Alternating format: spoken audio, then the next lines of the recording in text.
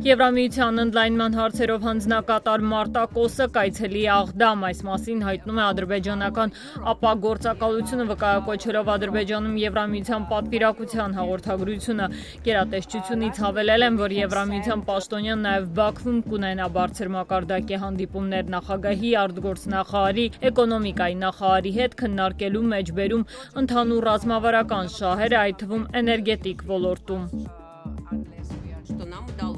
Ռուսաստանցի ընդդիմադիր առաջնորդ Ալեքսեյ Նավալնիին հայտարարել է, որ երկու տարբեր երկրներում լաբորատորիական փորձաքննությունները ցույց են տվել, որ իր ամուսինը բանտում թունավորվել էր։ Դեռ նախորդ տարի ինսայդերներ վկայակոչել փաստաթղթեր եւ պնդել, որ անցած տարի բանտում մահացած ընդդիմադիր գործչին թունավորել են։ Նավալնիի կողմնակիցները նրա մահվան օրվանից ի վեր հայտարարում են, որ նա ամենայն հավանականությամբ սպանվել է Ռուսաստանի իշխանությունների հրահանգով։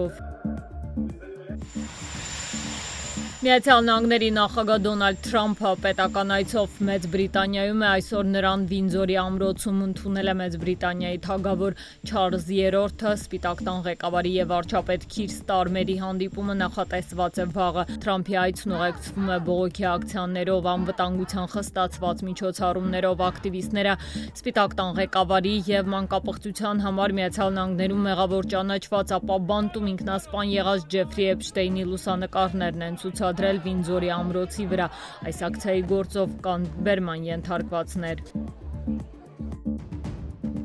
Իսրայելի զորքերն ու տանկերը ներխուժել են Գազա քաղաքի խորքերը, միջազգային հանրության կողմից լայնորեն դատապարտված իսրայելական ուժերի ցամաքային հարձակման երկրորդ օրը պաղեստինցիները շարունակում են զանգվածաբար լքել ավերված բնակավայրը։ Իսրայելի զինվորականները հաստատել են վերջին մի քանի օրերի ընթացքում ռազմաօդային ուժերը եւ հրետանային ստորաբաժանումներն ավելի քան 150 անգամ հարվածել են քաղաքին, նախքան ցամաքային զորքերի մուտքը։ Հարվածները թիրախավորել են վրանային ճամբարներով խիտ բնակեցված տարածքներ, որտեղ ապաստան են գտել հազարավոր պաղեստինցիներ։ Անցած գիշերվա հարվածների հետևանքով զոհվել է առնվազն 16 մարդ, այդ թվում կանայք եւ երեխաներ, հաղորդում է Associated Press-ը։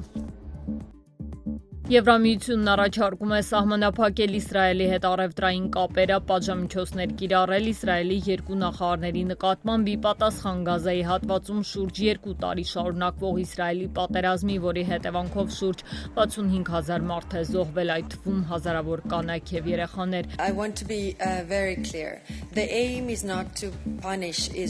Ես ուզում եմ շատ հստակ լինել, նպատակը Իսրայելին պատժելը չէ, նպատակը Գազայի մարդասիրական իրավիճակի բարելավումն է, հայտարարել է Եվրամիության դիվանագիտության ղեկավար Կայա Կալասը։ Reuters-ը նշում է, որ Բրյուսելի այս առաջարկը դժվար թե ընդունվի Դաշնքի անդամ երկրների դժկամության պատճառով։